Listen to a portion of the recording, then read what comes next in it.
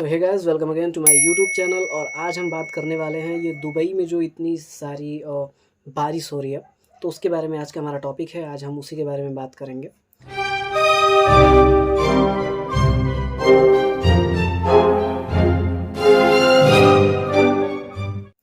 तो दुबई रेगिस्तान में बसा एक ऐसा शहर है जिसकी चकाचौंध से हर कोई हैरान होता है, घूमने जाता है।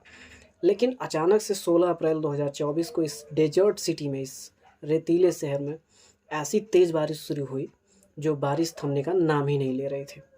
बिजलियां कड़क रही थीं, चारों तरफ घना अंधेरा था। थोड़ी ही देर में फ्लैश फ्लड आ गया। एयरपोर्ट, मेट्रो स्टेशन, मॉल, सड़कें और जितने भी व्यापारिक संस्थान थे, वहाँ पे बाढ़ का पानी घुस गया।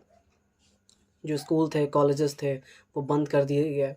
और सोशल मीडिया में इसकी जो तस्वीरें थीं और जो वीडियोस थे, वो काफ़ी ज़्यादा वायरल हो रही थी। जैसा कि आप आगे वीडियोस हम प्ले करेंगे, उसमें आप देख सकते हैं। दुबई इंटरनेशनल एयरपोर्ट पर पिछले 24 घंटे में 160 मिलीमीटर बारिश हुई, जो आमतौर पर 2 साल में होती है। लेकिन ये बारिश सिर्फ 2 ही दिनों में हो गई। 24 घंटों के अंदर ये बारिश हो गई, आप कह सकते हो। और ये अपने आप में एक बहुत ही बड़ी प्राकृतिक आपदा है। लेकिन ऐसा हुआ क्यों, या इसका रीज़न क्या था, इसके बारे में भी हम आगे बात करते हैं। अगर वैज्ञानिकों की बात को हम माने या वैज्ञानिकों का हम सुने, तो उनके कहने का मतलब ये है कि ऐसा दुबई में इसलिए हो रहा है क्योंकि यहाँ पे क्लाउड सीडिंग का यूज़ किया गया है। यानी कि क्लाउड सीडिंग का मतलब होता है आर्टिफिशियल बारिश। आर्टिफिशियल बारिश की वजह से ऐसा हुआ है।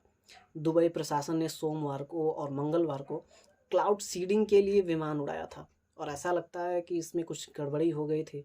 और यह इंसानों द्वारा जलवायु में ज़रूरी बदलाव करने का एक लापरवाही भरा प्रयास था, जिसका खामियाजा दुबई भुगत रहा है।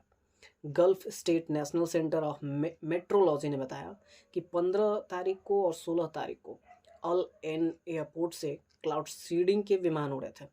पिछले दिनों में इन विमानों ने 7 बार उड़ान भरी थी, और ऐसा लगता है कि जैसे क्लाउड सीडिंग गलत हो गया था, जिसका खामियाजा दुबई को इतनी भारी बारिश को दे करके चुकाना पड़ रहा है, जिससे बहुत से नुकसान वहाँ पे हुआ है।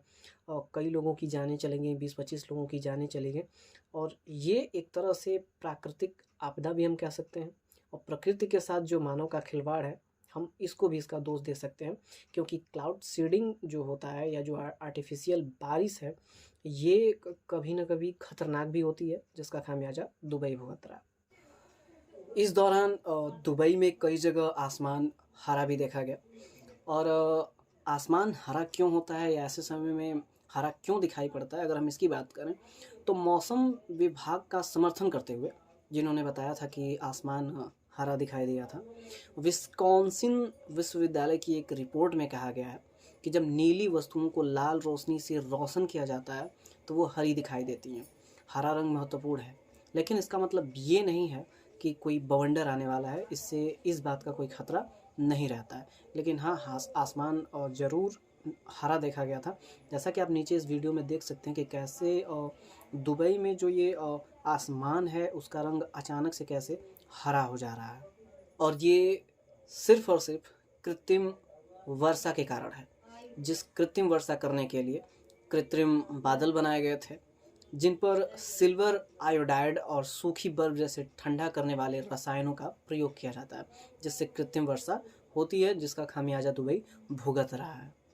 अब कृत्रिम वर्षा होती कैसे है, तो इस वीडियो में हम साथ ही साथ उसकी भी बात करते चलेंगे कि जो कृत्रिम वर्षा होती है, वो एक वैज्ञानिक प्रक्रिया है। इसके लिए सबसे पहले कृत्रिम बादल बनाए जाते हैं। पुरानी और सबसे ज़्यादा जो प्रचलित तकनीकी है, उसके हिसाब से विमान या रॉकेट के ज़रिए ऊपर पहुंचकर बादलों में सिल्वर आयोडाइड मिला दिया जाता है। और फिर सिल्वर आयोडाइड प्राकृतिक बर्फ़ की तरह होती है, जिसकी वजह से बादलों का जो पानी होता है वो भारी पड़ जाता है, और ग्रेविटी के कारण ये नीचे ज़मीन पर आता है, जिसके कारण वर्षा होती है। कुछ वैज्ञानिकों का यह भी मानना है कि कृत्रिम बारिश के लिए बादलों का पहले से आसमान में होना बहुत ज़रूरी है। बिना बादलों के क्लाउड सीडिंग नहीं की जा सकती है, या असंभव है। बादल बनने पर ही सिल्वर आयोडाइड का छिड़काव किया जाता है। इसकी वजह से ही जो भाप होता है वो पानी की बूंदों में बदलता है। जिसमें भार आ जाता है और ग्रेविटी के कारण ये धरती पर गिरता है। वर्ल्ड मेट्रोलॉजिकल ऑर्गेनाइजेशन की एक रिपोर्ट के मुताबिक दुनिया भर में ऐसे 56 देश हैं जो लगभग क्लाउड सीडिंग का प्रयोग कर रहे हैं, और इसका प्रयोग वो जो है सूखे से बचने के लिए करते हैं। और ये जो प्रक्रिया रही है ये 50 से 60 वर्षों से उपयोग में लाई जा रही है। इसे क्लाउड सीडिंग के नाम से जाना जाता है। और क्लाउड सीडिंग का अगर हम सबसे पहले बात करें कि सबसे पहले इसका प्रयोग कब हुआ था, तो फरवरी 1947 में ऑस्ट्रेलिया के बैथुर्स्ट में इसका सबसे पहला यूज किया गया था। सबसे पहला इसका प्रयोग देखने को मिला था। ये प्रयोग एक जनरल इलेक्ट्रिक लैब में किया गया था।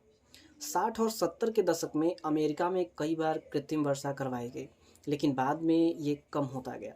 और कृत्रिम बारिश का जो प्रयोग होता है वो सबसे ज़्यादा सूखे की समस्या से बचने के लिए किया जाता है। अब जब इतने देशों की बात हो ही रही है तो हमारा देश भी इसमें पीछे नहीं रहा है। भारत में जो क्लाउड सीडिंग का पहला प्रयोग हुआ था वो 1991 में हुआ था। भारतीय मौसम विभाग के पहले महानिदेशक एस.के. चटर्जी जाने माने बादल विज्ञानी थे। उन्हीं के नेतृत्व में भारत में इसका प्रयोग शुरू हुआ था। उन्होंने तब हाइड्रोजन गैस से भरे गुब्बारों में नमक और सिल्वर आयोडाइड को बादलों के ऊपर भेजकर कृत्रिम वर्षा करवाई थी। भारत में जो क्लाउड सीडिंग रही है उसका भी प्रयोग सूखे से निपटने के लिए है, और डैम का जो वाटर लेवल था उसको बढ़ाने में किया जाता रहा है। तो भारत भी इस मामले में किसी से पीछे नहीं रहा है। जहाँ तक कृत्रिम बारिश की या आर्टिफिशियल जो बारिश है उस मैटर में भारत भी पीछे नहीं रहा है। कुल मिलाकर अगर देखा जाए तो ये जो कृत्रिम बारिश रही है वो दुबई के लिए बहुत ही नुकसानदायक रही है। और अगर दुबई को ये याद रहा तो दोबारा वो जो कृत्रिम बारिश करती है या करवाती है उसका प्रयोग करने से पहले वो सोचेगी। लेकिन आप इस वीडियो के कमेंट सेक्शन में ज़रूर बताइएगा कि ये जो कृत्रिम बारिश है, आर्टिफिशियल बारिश जो है, ये कहाँ तक सही है या इसका प्रयोग कहाँ तक करना चाहिए या नहीं करना चाहिए। आगे आप इस वीडियो में ये भी बता सकते हैं कि आपको ये वीडियो कैसी लगी, और ऐसी और वीडियोस के लिए हमारे चैनल को सब्सक्राइब कर लें। एंड कमेंट बॉक्स में आप ज़रूर बता सकते हैं कि आपको अगला किस टॉपिक पे वीडियो चाहिए। I will try my best to provide every stuff what you needed. आपको जिस भी चीज़ों की आवश्यकता रहेगी I will try my best कि मैं उन चीज़ों पे वीडियो बनाऊँ। और ज़्यादा जानकारी के लिए आप हमारे चैनल को सब्सक्राइब कर लें। जिन्होंने सब्सक्राइब कर लिया उनको दिल से धन्यवाद। फेसबुक पे भी मेरी वीडियोस अपलोड होती हैं, और KLP सूरज या सूरज कुमार KLP के नाम से आप सर्च करेंगे तो फेसबुक पे भी मेरी वीडियोस मिल जाएंगे। इंस्टाग्राम पे भी जो कह लीजिए कि रील के हिसाब से 30 सेकंड या 1 मिनट की जो वीडियोस होती हैं वो भी अपलोड होती रहती हैं। तो यूट्यूब पे तो आप सब्सक्राइब कर ही लिए हैं, फेसबुक पे भी आप मेरे चैनल को ज़रूर सब्सक्राइब करें, वहाँ पर भी मेरी वीडियोस को ज़रूर देखें। और इंस्टा पे फॉलो करने के लिए आपका दिल से धन्यवाद। सो मिलते हैं नेक्स्ट वीडियो में, तब तक के लिए जय हिंद।